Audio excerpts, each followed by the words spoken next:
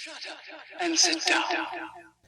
Hello, my friend. You are listening to the Dance Studio Scaled podcast, the number one place for innovative marketing, retention strategies, and business growth ideas made just for dance studio owners.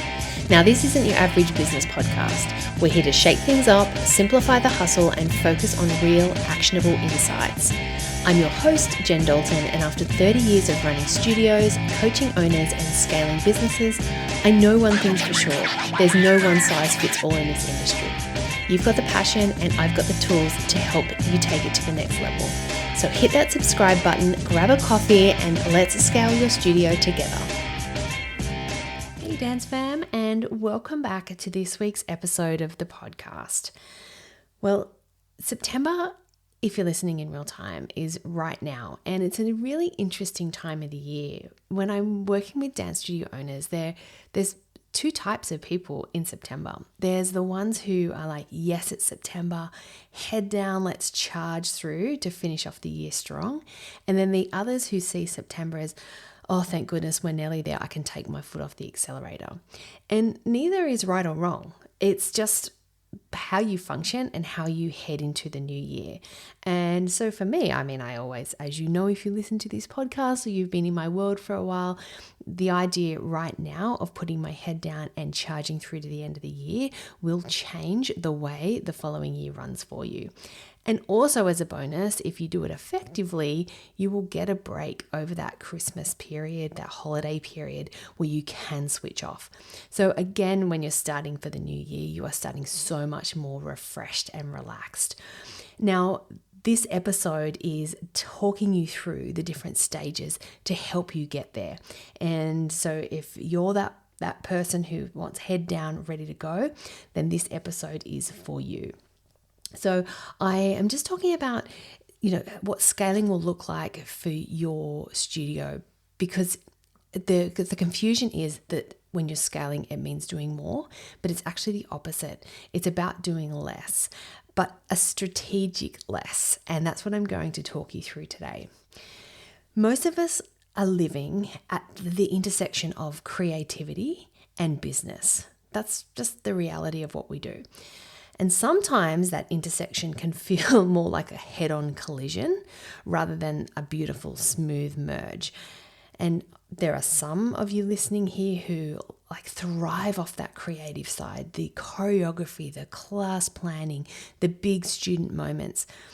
But the business side, the numbers, the systems, it can feel like a foreign language. But then there's others on here who are listening who are the opposite. So they thrive off the planning or a good spreadsheet. And maybe they secretly love a to-do list, but they find it hard to carve out that space for the creative flow. But here's the really exciting thing that I want you to hear. If you set your studio up right with the right structure, support, and systems, then you get to spend more time doing the parts that you love and less time getting stuck in the bits that you don't. And that's what this episode is about. Because here's the truth. Scaling your studio isn't about adding more classes or launching another program or hiring more people before you're ready. It's about doing exactly this. And today I'm going to walk you through the 6 stages of scale we focus on inside the mastermind. And this is the exact process that's helped studio owners go from running on fumes to running with clarity, spaciousness, and most importantly, profit. So let's dive in. Okay, so the first stage is simplify. So this is where we start. And honestly, a lot of people will skip this, particularly at the moment with that more mentality, because it is so real, because it's in our face all the time. These people just want to jump straight to growth. But if your foundation is cluttered and messy, or it's really complex, then you're simply just going to be building on top of chaos.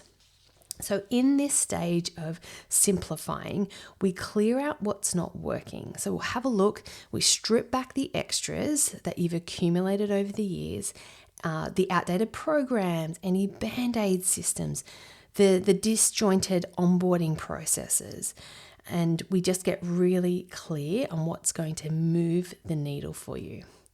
We simplify your offers, your priorities, and most importantly, we will simplify your calendar. Now, yes, it feels like a deep exhale, but I want you to think it's fewer moving parts, but more momentum. And I mean, this could look like cutting back on the number of classes that you offer without reducing value. It could be consolidating your programs so they're easier to manage. It could be getting rid of unnecessary admin tasks or responsibilities that you've outgrown. If you've been feeling like your studio is running you instead of the other way around, then this is your stage. It's about removing the noise so that you can finally hear your own vision again. And if this is you, please don't feel like you're alone, because a lot of studio owners are stuck at this point. All right, moving on to stage 2. Now, stage 2 is systemize. Now, once we've simplified, now it's time to systemize. And systemize is such a businessy word.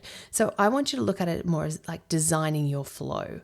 So this means flow that doesn't rely on you to function, because at certain points, at a certain point when you're running your business, you shouldn't be the one answering every email, following up every inquiry, or trying to remember who's trialing what class.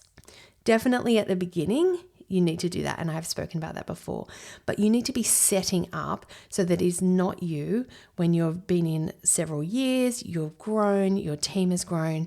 It shouldn't be you doing these smaller tasks, because you've got bigger things to do within your business. But this setup needs to be from the beginning, or if you've been going for a while and you haven't got this set up, it's really important to get this set up. You need a flow for enrollment. You need a flow for parent communication, teacher onboarding, event planning, your social media and marketing. And they don't just exist, they need to work for you. Now, this stage is where we create true breathing room. So you get to sit back and take a breath. It's where things stop falling through the cracks. So the inquiries that came through, I had a great conversation with a studio the other day, and she said she found a whole lot of emails that hadn't been actioned, and they were potential new enrollments because her process to get there had simply just stopped working. So she was able to find these, reach out, and she actually did convert some of them, but some of them she didn't. So it was a really good reminder. It's where your team can feel empowered to actually help, because you've given them the tools and the flow and the systems to do it well. You start trusting that things will happen without you needing to do everything yourself. I also want to say that this process may take time. It certainly did for me. It did take time to be able to step back and be okay with other people doing it. But the foundation needs to be set up at the beginning. So imagine getting to the end of a term and not being totally fried. So imagine your teachers knowing exactly what to do without a dozen check-ins. That's the power of systemizing, or designing the flow that is going to work for you. Okay, moving on. Stage 3 is structure. Now we're going to look at the bones of the business. So how are your classes timetabled? What does your teaching team structure look like? Are your offers aligned with your goals, or is it just what you've always done?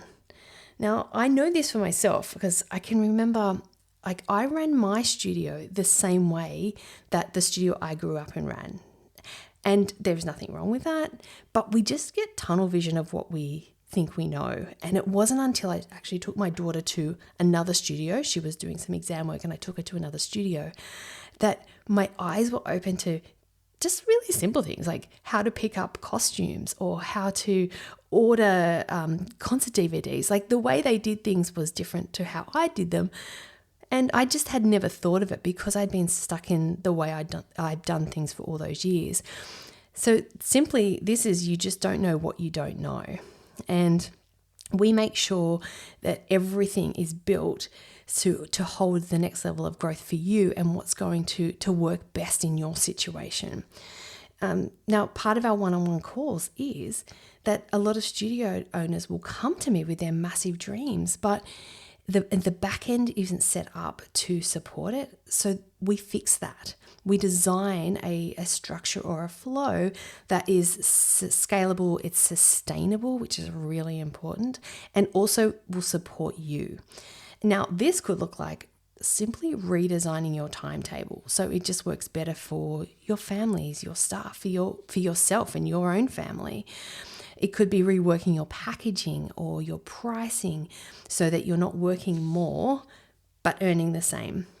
It could be aligning your team's roles to their strengths so everyone's energy is being used wisely.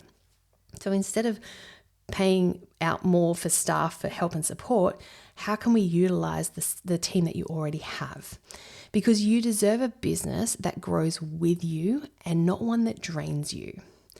And structure gives you that foundation to stop spinning your wheels and start building something solid. Okay, let's move on to stage 4. Now, stage 4 is strategize. Now, for you, look, I use the word CEO, but really it's the visionary role. It's the dreaming bigger, not because you want more, but because you want to do it better. It's the carving out the time so you can stay in your genius zone, which could be choreography, it could be programming, it could be student growth.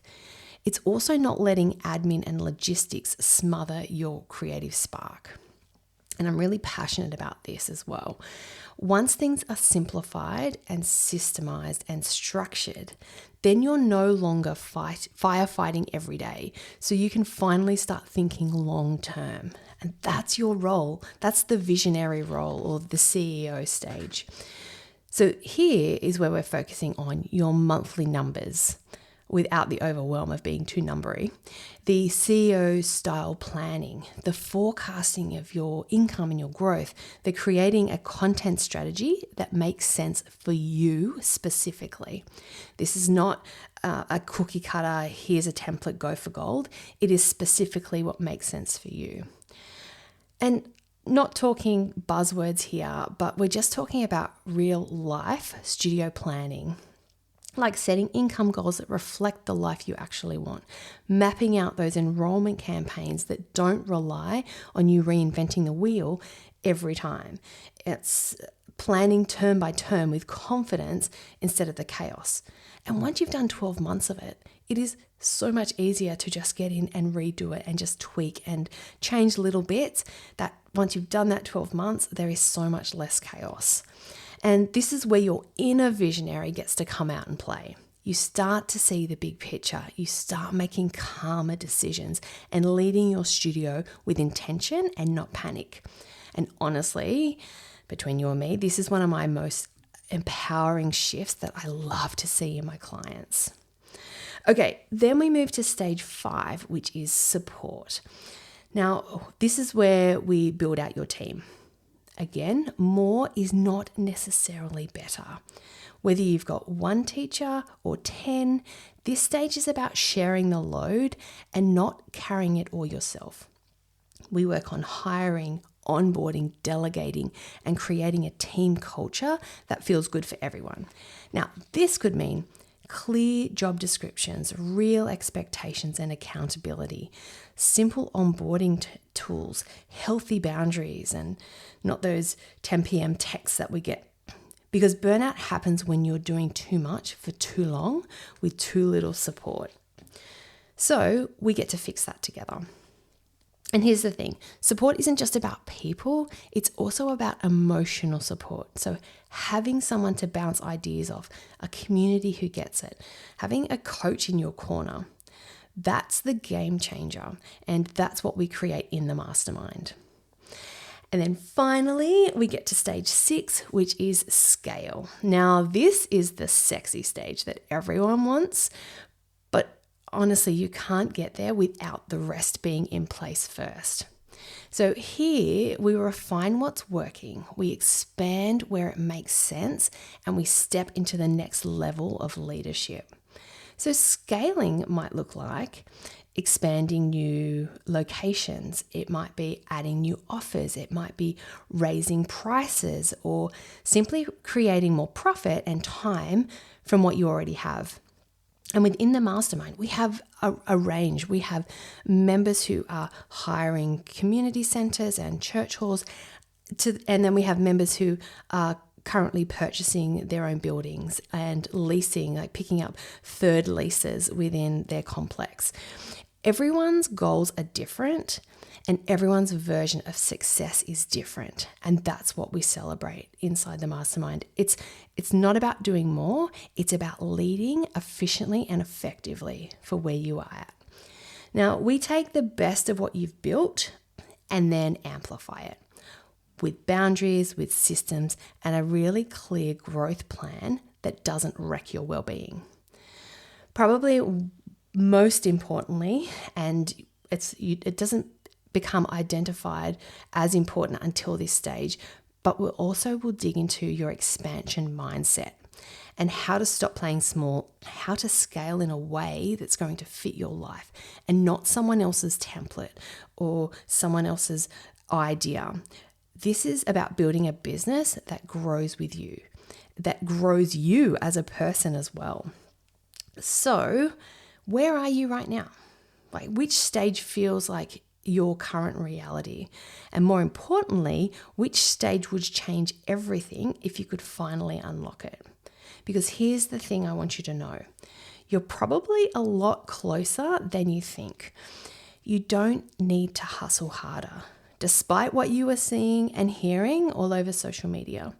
You don't need to wait for the perfect time. There is never a perfect time. I'm just going to say it. There is never a perfect time. If you are in a growth mindset forever, there will be always something holding you back, but you know you need to keep growing in order to reach your next level. You really just need a clear plan, a clear path, and a space that you can walk in and feel safe and supported. And that's exactly what we do inside the Dance Studio Scaled Mastermind. It's not about growing a bigger studio, unless that's your goal, and then we will focus on that. But it's about building a better business, one that supports your life, your goals, and your energy, most importantly. Now, if this episode has sparked something inside you, if you saw yourself in any of those stages, I'd love to invite you to apply to join us in the mastermind. Now, doors are only open until September 23rd, so about a week and a half from now. And this is the exact process that we work through together. In fact, this is just the tip of the iceberg, but we start here. That's step by step with the systems, the strategy, and support. But it's tailored specifically to you. So you get me, you get my eyes over your business. We become business partners, and then we work out what's going to work best and fastest for you. Now, I would love to invite you to jump on a call if you're feeling like this could be the right move for you. If you head to the link in my show notes, or you can just simply send me a message on Instagram and I'll just send you the details and we can jump on a call and have a chat. Now, if you're still not sure, just ask questions. Just send me a message. Let's get on voice and we'll talk through Instagram. I will tell you honestly if this is the right fit for you or it's not. There's no pressure, there's just support. I'm very protective of our community. I'm very selective and protective of who comes in. So if you're not the right fit, that's totally fine. There's something else out there for you. But if you are, this is the space for you. This is the space for your growth. And I'm super excited to have the conversation with you and hopefully have you join us to live and experience the same growth and success and love that we all have in the mastermind right now. All right, everyone, I'm going to leave it there. I hope you have a fantastic rest of your week, and I'll be back here same time, same place next week. Thanks for tuning in to the Dance Studio Scaled podcast. Now, if you enjoyed this episode, be sure to hit subscribe, leave a review, and share it with other studio owners who would love it too. And let's keep the conversation going. Follow me on Instagram at Jen Dalton for more tips, insights, and behind-the-scenes moments to help you simplify and scale your studio. Until next time, keep dreaming big and taking action. I'll see you back here soon.